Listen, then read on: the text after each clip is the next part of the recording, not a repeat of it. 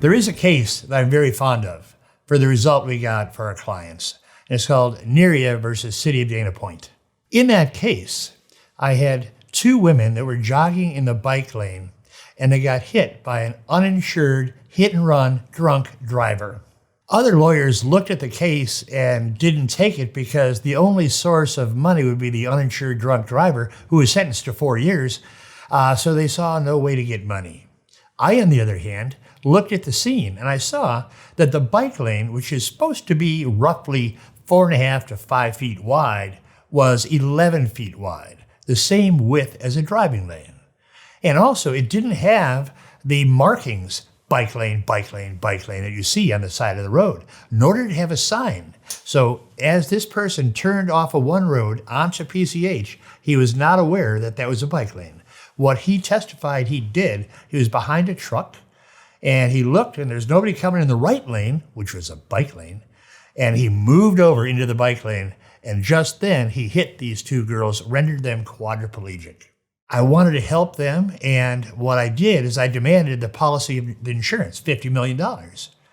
They offered me $30 million, which, by the way, at that time, would have been the highest personal injury settlement in the history of the United States. I didn't know that. But I said, no, we are not taking our foot off the pedal. I want that 50. And I kept driving until the Friday before the Monday start. They said, okay, $50 million. So we went in, we put it on the record on Monday. It was a $50 million settlement. That money took care of those two clients very, very well. They're still very good friends of mine. And I have season tickets for the Angels, and I often give them tickets every year because they're Angel fans. And now their life, which was just, well, by the way, it's a terrible thing to be hit like that, and nobody would want to trade their well-being for the money. But since they'd already lost their well-being, they had the money which allowed them to buy the homes and take care of their family, etc. So it's the best thing that we could have done. Oh, and by the way, I got a call. The reason I learned it was the highest. I got a call from Westlaw, and they say, hey, did you know your case in Neria was the highest personal injury settlement in the history of the United States? I said, no, I didn't. And well, do you know what else? You have another case, that's the third highest.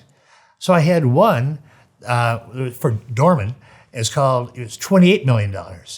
So as it turns out, 50 was the highest. There was one in San Francisco for 29, then there was mine for 28. So at that point in time, I had the first and third highest.